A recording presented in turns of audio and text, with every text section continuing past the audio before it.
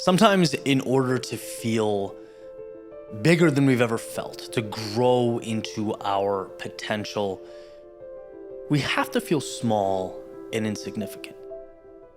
And what do I mean by this? Because in many ways it sounds counterintuitive. No one wants to feel less than. No one wants to feel insignificant.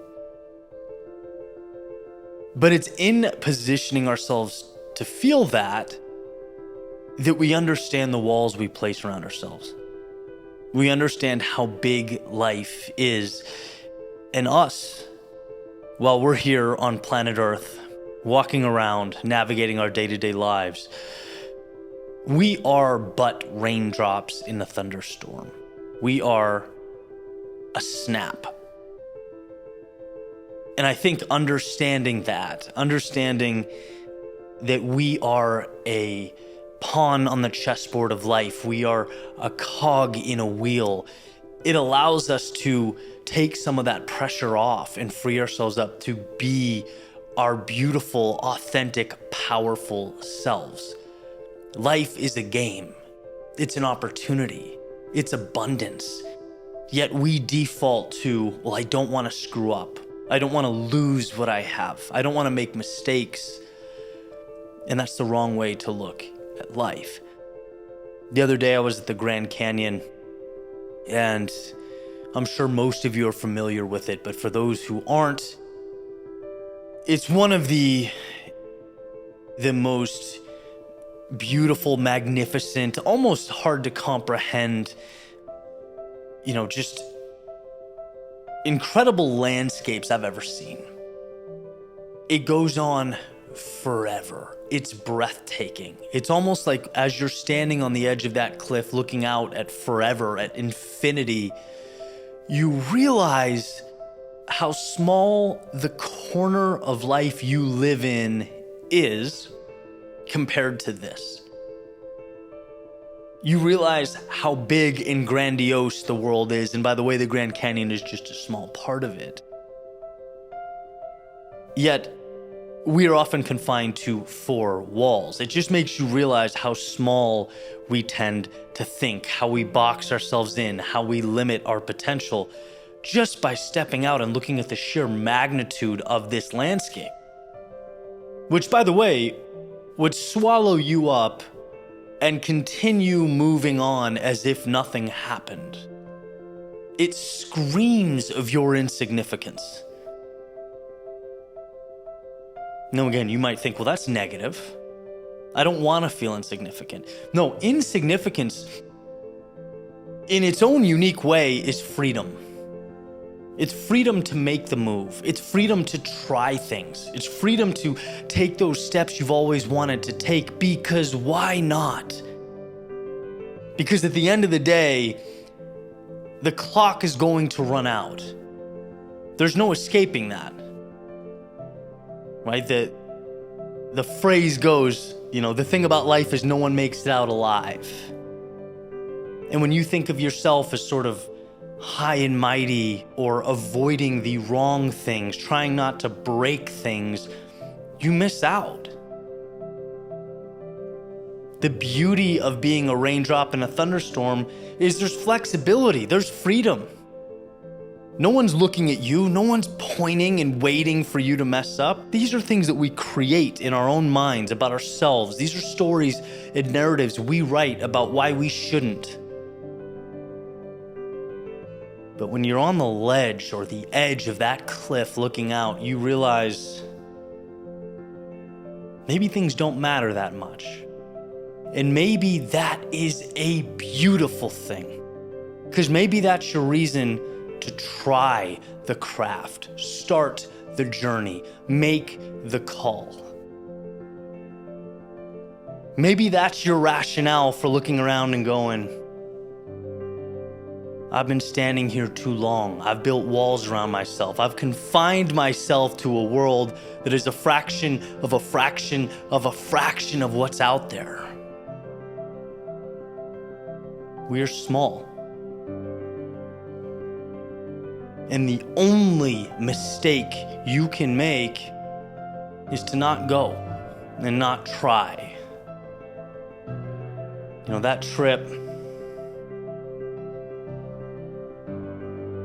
was incredible for me. I want to say it was life-changing because it was a reset in a way.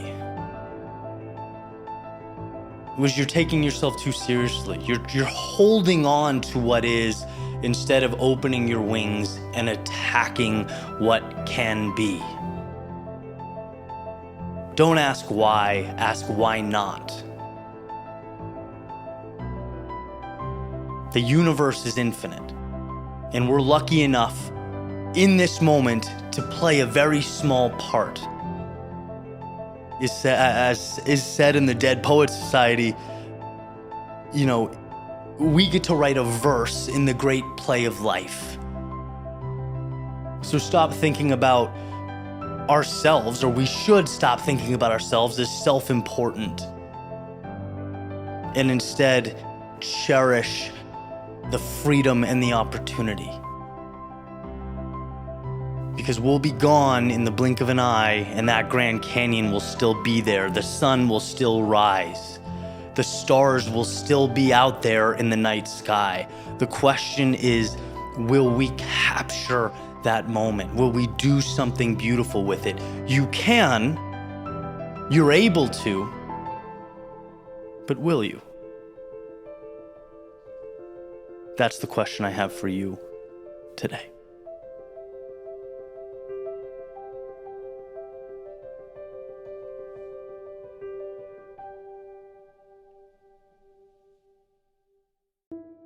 Sometimes we convince ourselves that right now isn't quite right.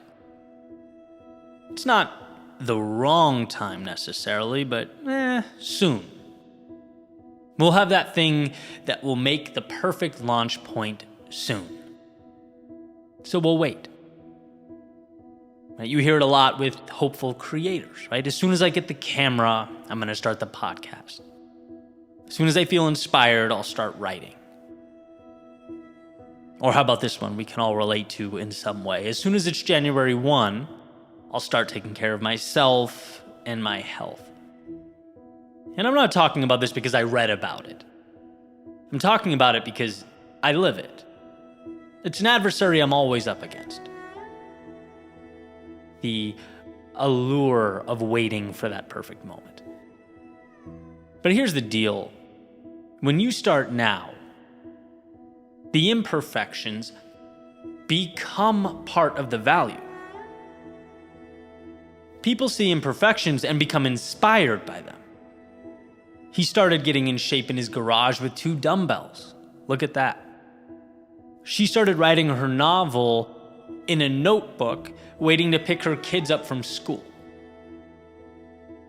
Right? Going now not only destroys that enemy that is procrastination, it also gives you something of value in return. It lets the very fact that you found a way become a narrative in your story. It allows your imperfections to become your greatness. I recently relocated my studio to Scottsdale, a move that, according to the moving company, would take 7 to 10 days. 24 days later, I realized that there are places in life where you can attempt to cut costs. Moving companies should never be one of those things. I found myself with the recording equipment in my camera bag that I travel with and some empty boxes. Right, I'm waiting for my stuff to show up 1 week, 2 weeks, 3 weeks. Soon it'll arrive. And I'll be able to record then. Because right now there's no lighting. Right now I don't have my tripod. I don't have anything to, put behind me in the set. It's like, wait. Or how about this? You take the empty shelves and you make them intentional. You lean boxes against the wall. You have a life transition set, right? And not only can you make that work, not only will it look sufficient, but it's like you have a story now. We like to hear about the times others made something out of an apparent nothing. It's relatable. And that's actually where the fun stuff is in any conversation. I'm recording this in a hotel room. Doing what I can with what I have. And so, when you find yourself feeling not quite ready and the temptation is to wait, rather than hold out hope for a fake perfection that never comes, why not unpack the beauty contained in the present moment? Or put a much more practical way, the opportunity contained in the present moment. Why not begin with less and tap into something that no other time in your life will have but now? Start your podcast using your phone. Mediocre visuals and echoey audio. Let this be the beginning that you look back on and smile. Remember how fun those episodes were? That mediocre at best equipment and stories about where we were in life. Start working out now. Can't get to the gym? Do it in your garage, in your living room. Then you can point, to where it would have been easy not to, but you built your physical foundation on the 3rd floor of an apartment building in New York. People ask you, what it took to get into the shape you're in now. Weights and a floor. Just start. I find repeatedly that it's not about perfect. It's about who we become in making progress with far less than the perfect we'd hoped for. That's what makes you realize, how much of what we tell ourselves is just rationalization. We're scared to not look good. That's all. We're scared of new things, worried about beginning. And so we convince ourselves that the camera angle will make all the difference. The expensive lens will be the differentiator. Again, I've lived this. And then you get it, and it's like, in truth, the new camera just sits there. You're still the person in front of it. And what you say in front of your phone versus a $2,000 Sony is still entirely dependent on you. Surprise. Like, the Sony doesn't have much say.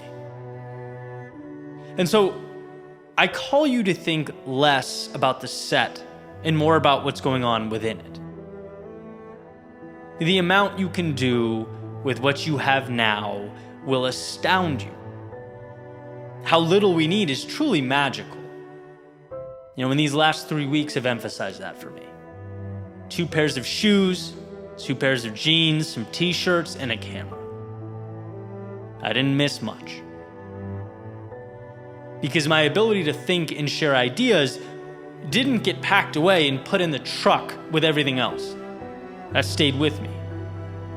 And we all have some version of that in our own lives. That's what matters. You are LeBron at something. So cherish that. Bring that to the world, regardless of the circumstances. You can put LeBron on a broken down court with no nets, he'd still be pretty good. The environment becomes something different, something enjoyable because of its novelty. Too often we miss the value, because of the details. So, I'll end with this. Don't seek perfection. Seek to start now with what you have so that you can give more of yourself to the world. You can give more of yourself when you're unsure. Give more of yourself when you're lost. Give more of yourself when you're starting. Give more of yourself when you don't have all the tools you wish you had. Give more of yourself at the beginning. Give more at the middle and at the end. Anything that suggests you need some miracle in the mail before you can begin or tap into what matters is fear. It's nothing more and nothing less. So start. Start for the world and for the story you'll be able to share by simply initiating the climb.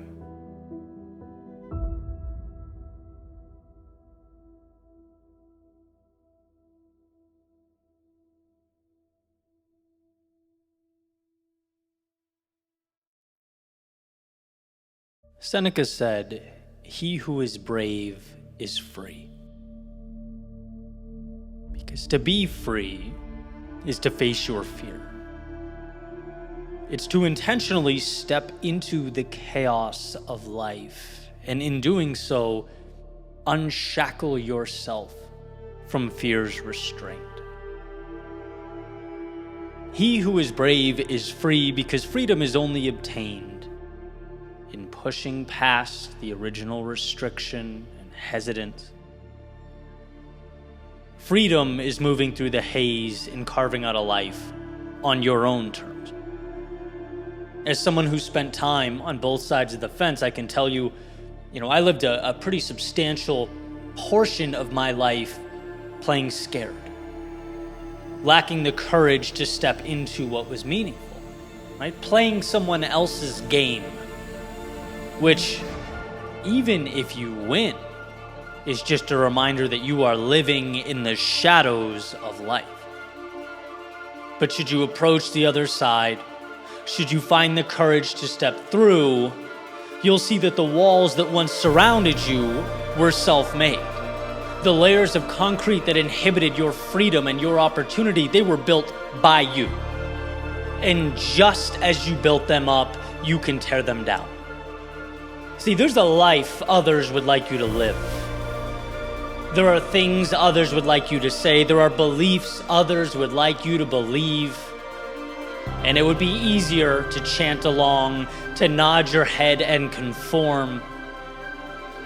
But it would certainly not make you free.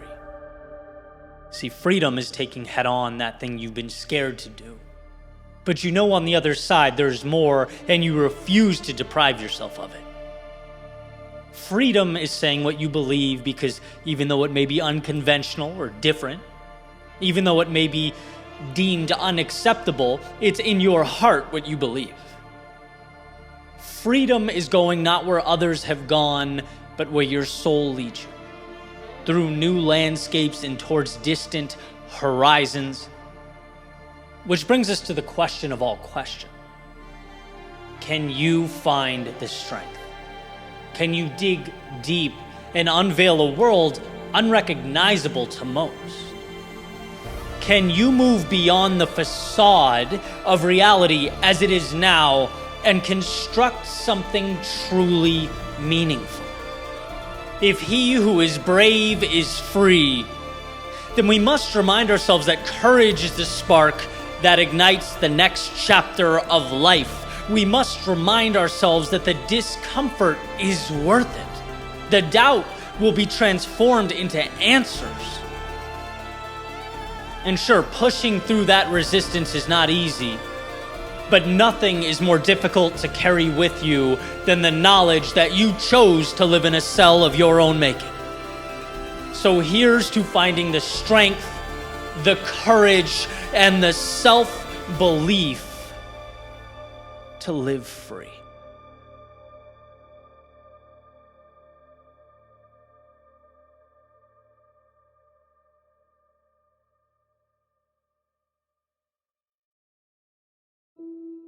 It always gets worse first.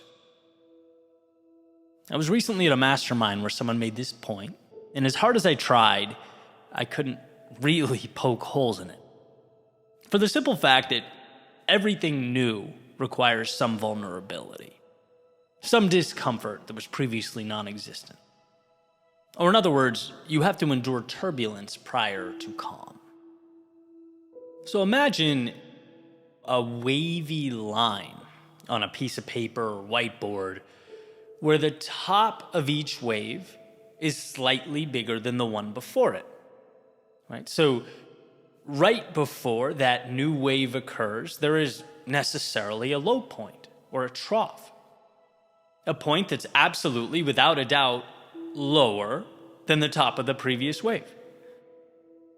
And this, to me, summarizes the battle we fight, right? When you're comfortable, when you're at the top of the little wave you're currently riding, it almost feels self-defeating to willingly jump off and land yourself at the bottom of some new, soon-to-be future wave. Every new mountain means starting at the bottom, a new base. Every acquisition means letting go of something we once knew and understood. The question is, are you willing to fight through? Are you willing to hang out in the trough, at the bottom, right? Wander that valley of despair. And that's, by the way, what we're talking about when we talk about, for example, Walt Disney being fired, being called unimaginative, and struggling to get the world to understand his Mickey Mouse cartoon. That's what we're talking about with Steve and Woz with Apple. Right? That's what we're talking about with Lincoln and the constant political rejection before finding stability and success. Right? These stories have become almost folklore. And all of them share the same characteristic, that the main players willingly accepted the fact that it would get worse before it got better. All of them were willing to make a trade. The bottom now for a chance at the top later. Not only is this pragmatic, but it also aids the mind throughout the process. It helps us understand and internalize what we're going through. You know, that initial instinct to think, why me? To shake our fists at the world and fall into the role of victim. That goes away when we know that, we're enduring turbulence now for something better. When we know that this is merely the cost of admission. You're not at the bottom of the wave because you have to be, or even, because it's fun to hang out there. You're there because something greater is coming. And a human's desire to delay gratification is a superpower. We all know that. Things get worse before they get better. So remember, next time you're out in the world, right, dealing with adversity, technically, you don't have to be there. You could be hiding away, letting life slip by. But instead, you've made the decision, the courageous decision, to better yourself. What you're enduring will ultimately become your strong point. And so don't villainize or demonize that. Cherish it. Hold on to that. Because we need to get beyond the notion that discomfort is weakness. Discomfort is a decision. A bold decision that you should be proud of. Again, you could live your entire life running from the painful things, hiding from the discomfort of growth. But then you'd also be forfeiting that next wave. You'd be so hell-bent on escaping the notion that it always gets worse first, that instead you never let your life get better to begin with. There is no bottom or trough on earth more detrimental to the human soul than stagnation. We need to be moving, marching forward, even when we don't know, right? Into the unknown, into the night. Fighting to get to the ceiling, then gladly allowing that ceiling to become our next floor. It always gets worse first. And thank God. That's where we are made. Conditioned. That's the buffer that separates mediocrity from greatness. That forces us to ask the important questions. Do I really want this? And if the answer is yes, let it get worse first. Let it be tough out of the gate. Grant yourself that gift of vulnerability. Because a few waves from now, you'll be on a different level. Physically, spiritually, personally.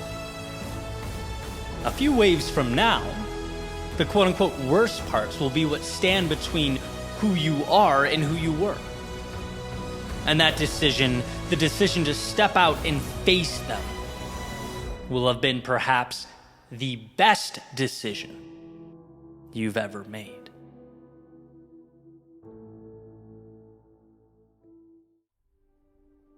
As many of you know, the great Charlie Munger recently passed away. And a friend of mine sent me a video of his most powerful quotes, sound bites. And as I was listening, one stood out to me that I really wanted to share. Charlie Munger said that the acquisition of knowledge is a moral duty. Basically, it's our responsibility to capitalize on the opportunity presented to each and every one of us. We owe that to ourselves, and we owe that to the world. And it just so happened that this particular message was said during a commencement address, talking to an audience of students who weren't ending, but rather were beginning the greatest undertaking of their lives. They'd be released beyond the confines of the campus to go navigate the world. I remember being in that position, right? Asking myself the question, well, what do I do now? Felt like the weight of the world was on my shoulders. And actually, beyond that point, I've found myself at that crossroads many a times. But being that there are really no right answers in life, I find Charlie Munger's advice here even more meaningful. Because it's not about what you're supposed to do. At least not when we zoom out. It's about a willingness to step forward and continuously pursue knowledge, your personal evolution. It's to try things you've never tried so that you can learn from them. It's going where you've never gone so that you can stretch beyond the boundaries you previously existed in. You owe it to yourself and the world to find what you love and shake that tree until all its fruit is gone. And that's an adventure, not a right or wrong question. Life is not a checklist. It is one great journey. A journey in which we acquire knowledge we never had and become the people we knew we could be. It's a moral duty not to get it right, because again, there is no right. It's a moral duty because you have it within you to change things, to make an impact, to better the people around you. It's a moral duty because you will be a difference maker in whatever arena you choose to step into. And just imagine forfeiting that. Imagine the greatness that would be wasted if you looked in the mirror and thought to yourself, I don't know what that future looks like, so I'll stay here. I don't understand, so I won't go. I'm not where I want to be right now, so hey, this is where we'll close the book. See, endings are just beginnings in disguise. Because they set you free to start writing a new chapter, to adjust and reimagine the impact that you can have on the world. Those students, the ones that Charlie Munger was talking to, they aren't done learning. They're merely at an inflection point. And by the way, I think that's why it's so painful to feel stuck, to feel lost. Because our souls want growth, but don't know where to go. We feel confined because the target is uncertain, but I can tell you this. Sometimes knowing that the current chapter is over is enough, is all you need. Sometimes knowing that you no longer need to be where you are is plenty, because it prompts movement. One who is willing to keep their feet going, who's willing to try, make educated guesses and adapt, that is someone who is constantly learning. Someone who's realized that the only way to assure success is not achieved, is by standing still. Worrying so much about losing what you currently have that you disregard the infinite upside. It is a moral duty to grow because you are a game changer. You have perspectives and ideas and abilities that will make this place better. And when you look around and think, me? No, you've got the wrong guy or gal here. That just means it's time for you to walk, to move, to create momentum, to stumble into life until you find a little portion of it you want to put a stake in and call your own. And please, this isn't a life is rainbows, butterflies, and everything's magic message. This is a find your thing and give it to the world message. This is a you can always be evolving message. And most importantly, this is a progress is happiness message. Because a life lived to the fullest is one where we are stretching and exploring. We're stepping out into the vast unknown and mapping it for ourselves and others. It's your duty to acquire knowledge and allow that acquisition to propel you into the ether. It's your responsibility to not sit on your gifts, but bring them to life and create that ripple effect that will change the world.